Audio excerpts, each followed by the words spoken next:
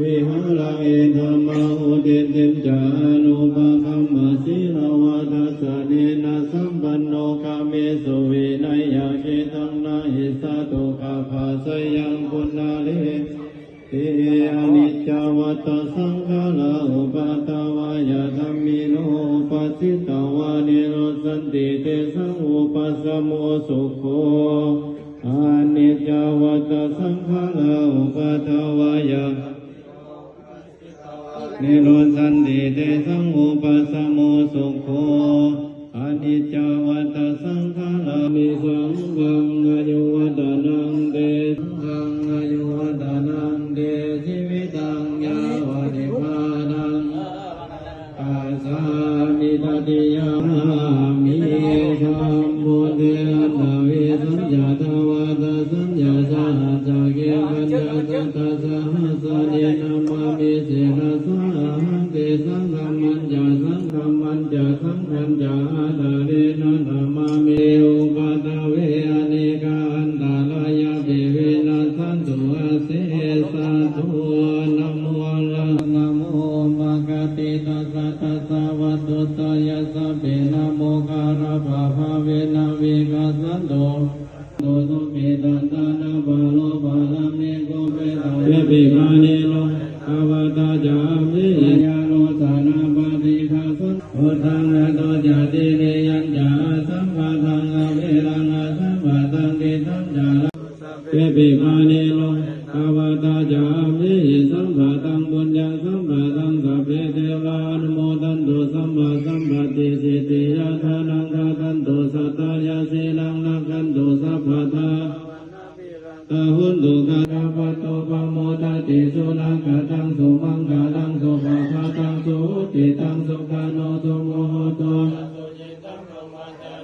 ปะทาคินังกายกัมมังวาจากัมมังปะทาคินังมโนกัมมังปะนิจิเตปะทาคินานิกะตัสสะเนยโลกะสุขิตาอุตสะหะนาเตเปสังฆตาวะพุทธารัตนังโอสตังอุตตมังวะลังอิตังอินนาธรรมนาเวละมณีสิกขาปะทังสมาธิยามิกาเมสุมิสาจาราเวละมณีสิกขาปะทังสมาธิยามิกาเมสุมิสาจาราเวละมณีสิกขาปะทังสมาธิยามิมุสาวาทาเวละมณีสิกขาปะทังสมาธิยามิมุสาวาทาเวละมณีสิกขาปะทังสมาธิยามิสุราเมรยมัชฌัปปมาทฐานาเวละมณีสิกขาปะทังสมาธิยามิสุลาเมรยมัสสะปมาทฐานาเวละมณีสิกขาปะทังสมาธิยามิอิมานิปัญจประสามปะคะวะโตอะระหะโตสัมมาสัมพุทธัสสะนะโมตัสสะปะคะวะโตอะระหะโตสัมมาสัมพุทธัสสะสาธุสัทธังสัพพยัสสนังเกวลีปุณังปลีสุทธังภมจักริยังบัง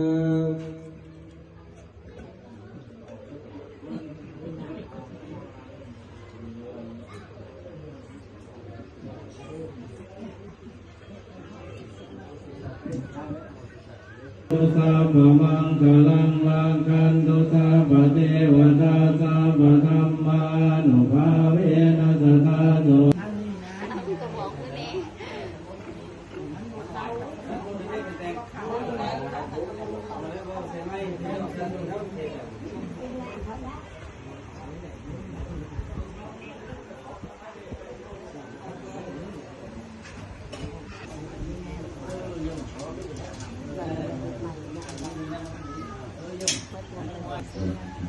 ดูงานนะสวัสดีครับอาสาธ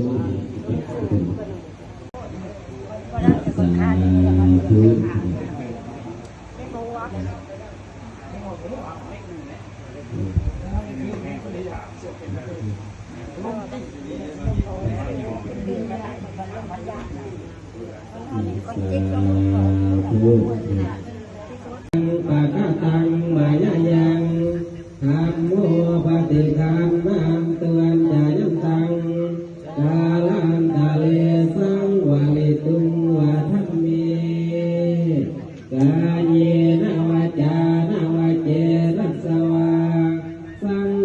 คุกามังปะกะตังมายายังสังโฆปฏิคันนันตวันจายันตาวัตุสาพมังคลังลังคันตุสาพเทวตาสาพธรรมานุภาเวนัสตาโส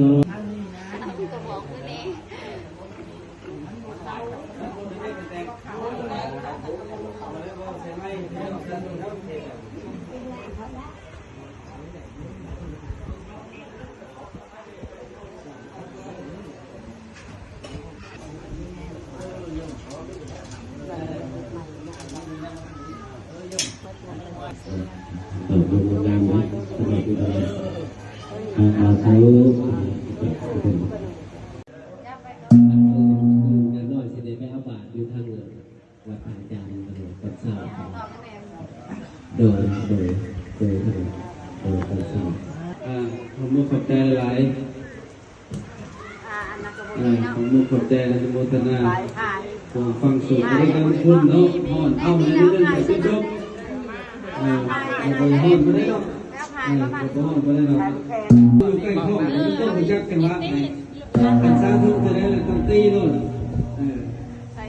ซาทุตีซาทุปะกะตังมายายังธรรมโมปฏิคันนันตวันจายันตัง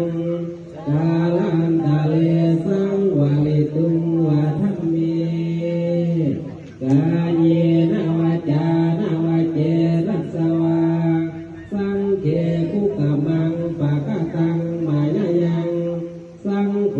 ปฏิคันนันตวันจายันตังสาธุ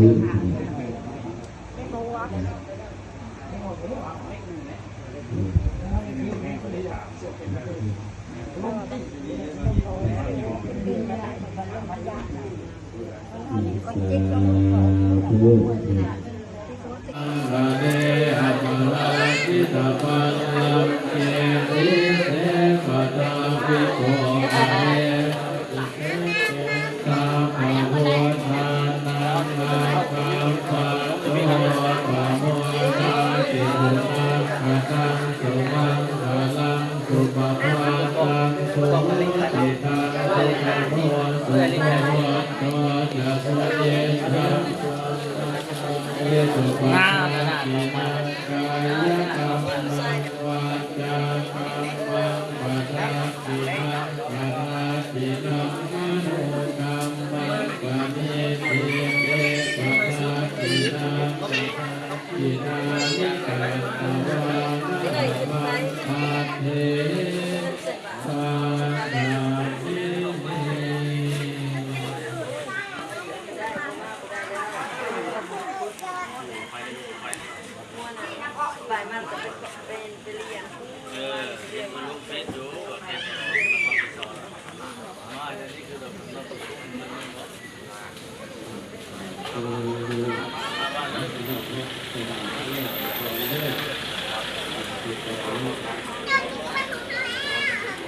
จุดแรกนะครับ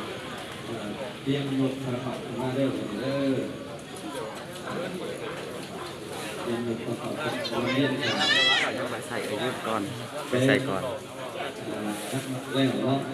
แล้วส่งให้ดูเป็นเลิศยกขาขับขึ้นมาอายุจะขาขึ้นมาดี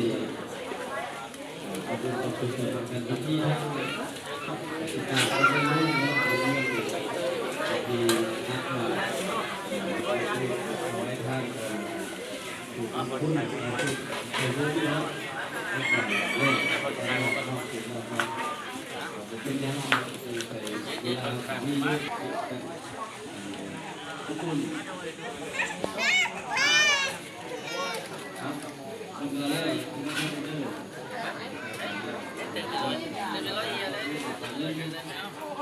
ที่ดีใส่บาตร ยางน้ำลังไอ้แม่ไป